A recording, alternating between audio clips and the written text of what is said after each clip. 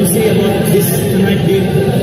Nah, oke teman-teman, kali ini saya akan kembali lagi yang membahas mengenai kabar terbaru dari timnas Indonesia, dan di sini pun saya akan fokus yang mengenai updatean pemain-pemain keturunan.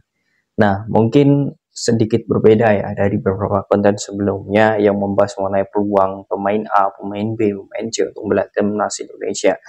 Tetapi di sini saya ingin menjawab ya dari beberapa kolom komentar ya yang sudah memenuhi konten-konten sebelumnya ya, yang mengatakan bahwa kita sebenarnya untuk para pemain keturunan ini sudah banyak dan tidak perlu ditambah lagi, karena memang Sintayong hanya fokus terlebih dahulu bagaimana chemistry untuk mendapatkan kekompakan.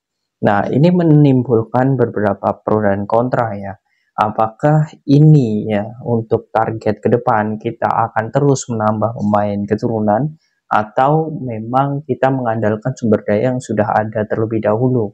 Karena memang dilihat ya saat ini memang seperti sosok J. Ijas ya, kemudian Ragnar Oratmangun, kemudian Tom Haye itu sudah memiliki dampak kepada timnas Indonesia, dan seharusnya lebih konsisten terlebih dahulu di bagaimana chemistry ini dulu. Nah, menurut saya ada beberapa poin dan saya ingin sekali membahas hal ini karena referensi kita ya untuk berkembang lebih baik ya dan memiliki level tinggi, kita harus memiliki bagaimana acuan, dan acuan dari PSSI ya sebelumnya ya itu menggunakan kurikulum La Masia ya, bagaimana kurikulum yang ada di Spanyol, dan ini memang sudah diadopsi. Waktu itu ada Coach Sintayong, kemudian Coach Indra Safri, kemudian juga Luis Mia, dan juga pelatih Putri, timnas Putri pada saat itu. Nah, chemistry kurikulum ini yang sedang dibentuk. Nah, apakah ada kaitannya dengan pemain keturunan? Jelas ya, karena memang kurikulum itu dibuat untuk mengembangkan ya. Yang pertama tentu usia-usia dini bagi para pemain-pemain muda yang akan diorbitkan ke timnas ya. Ini menurut saya sudah mulai terbentuk ya. Bagaimana Coach Nova langsung dikirimkan ke timnas U16, kemudian Coach Bima kemudian naik level untuk membantu Coach Indra Safri di timnas U20, dan timnas U23 masih dipegang Sintayong, dan juga timnas senior. Nah, ini ada beberapa kesinambungan antara beberapa aspek ini, dan ini menurut saya menjadi hal poin positif. Oke, kita kembali lagi ke pemain keturunan. Nah, referensinya apakah Indonesia ini masih perlu atau tidak? Menurut saya masih perlu. Karena kalau dilihat saat ini ya, seperti timnas Maroko, kemudian timnas Belanda sekalipun, itu menurut saya itu bisa menjadi acuan. Mengapa demikian?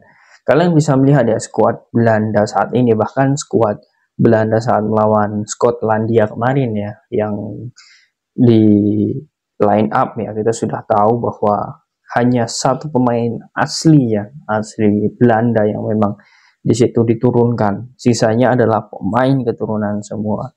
Nah, di sini kita sedikit melihat ke belakang ya, bahwa sebenarnya kalau ditarik ulur naturalisasi Indonesia memang menimbulkan pro dan kontra mengenai kualitasnya, tetapi kalian bisa melihat saat ini ya, kalau menurut saya dalam olahraga terkhusus sepak bola ya, kalau masalah naturalisasi kemudian pemain itu bergabung di suatu negara dan itu terlihat seolah asing, yaitu wajar saja itu ketika masih awal-awal ya.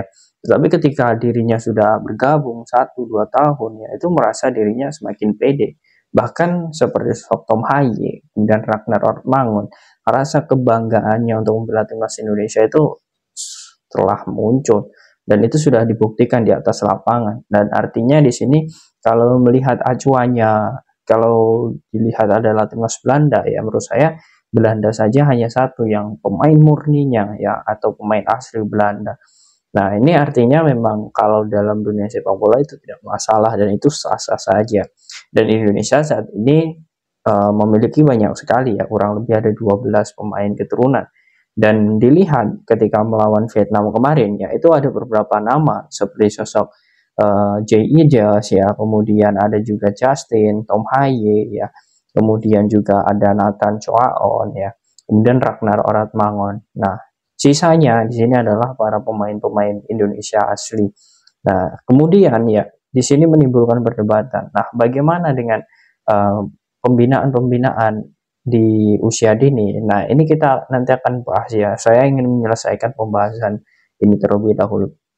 Oke, kalau dilihat skuadnya sebenarnya sangat bagus sekali. Sudah mulai mendalam. Kemudian di cadangan juga masih ada beberapa pemain lainnya ya. Dan ini menurut saya sudah sangat bagus. Nah, kemudian kalau dilihat dari Maroko. Nah, Maroko ini juga menjadi kejutan ya. Kejutannya ketika dibicarakan oleh media asing itu memang banyak sekali pemain-pemain yang berkualitas antara pemain inti dan juga pemain cadangannya.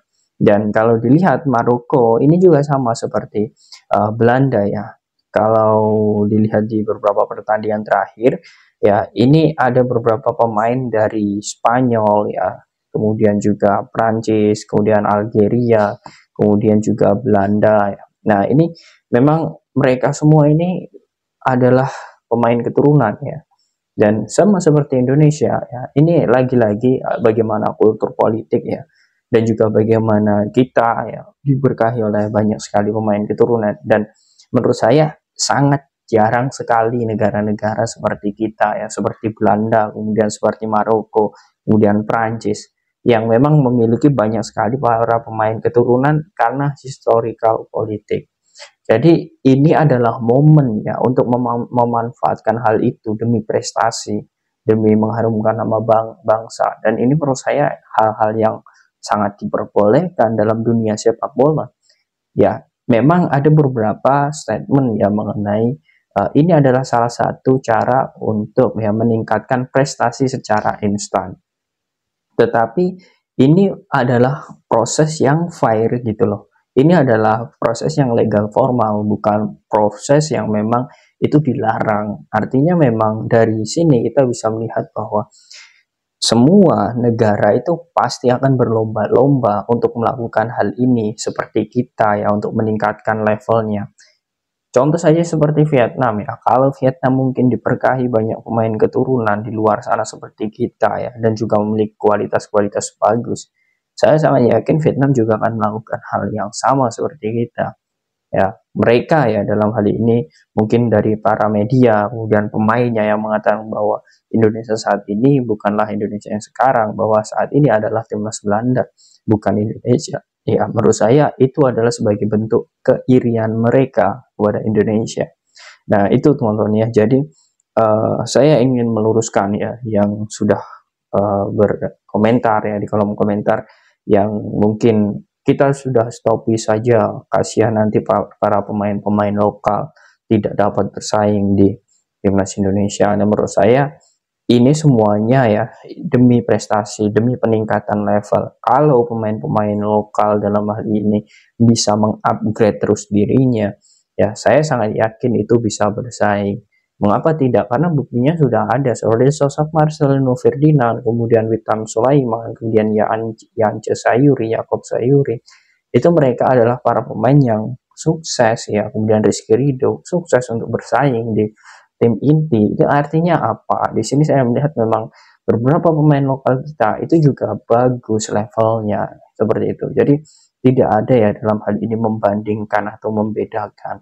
Tetapi dengan grassroots ya, pemain keturunan untuk membela timnas Indonesia ya, ada pun beberapa pengamat yang mengatakan bahwa kita akan banyak blunder ketika 5 tahun ke depan, ketika pemain-pemain naturalisasi ini habis, kita akan kehilangan banyak SDM di timnas. Yang menurut saya ini momen yang tepat untuk membenahi bagaimana pembinaan kita. Nah, ini yang menurut saya menjadi poin plusnya. Untuk U23 ya sekarang sudah ada beberapa nama ya, dan juga muncul banyak sekali bibit-bibit muda seperti Welber Hadim Jardi. Kemudian juga ada beberapa Choy Yudemanik ya. Kemudian juga Amar Brikik ya, yang sudah mulai menunjukkan bagaimana kapasitas dan juga kualitasnya ketika bergabung bersama timnas. Nah, ini artinya menjadi modal bagus, bukan malah kita banyak menghujat ya. Nah, ini menurut saya hal yang poin yang harus tetap dijaga. Nah, lagi-lagi untuk masalah pembinaan ini masih menjadi PR Bapak Erick Thohir ya. Diharapkan nanti bisa untuk menyumbangkan pemain-pemain kualitas yang terbaik. Nah, bagaimana menurut kalian teman-teman dengan komposisi timnas saat ini yang memang mengandalkan banyak sekali pemain keturunan? Dan ini pun juga sudah dilakukan seperti Belanda, kemudian Maroko, dan juga Prancis. Apakah kalian yakin nantinya timnas Indonesia mampu tembus di Piala Dunia baik di 2026 ataupun 2020? Silahkan kalian tulis di kolom komentar.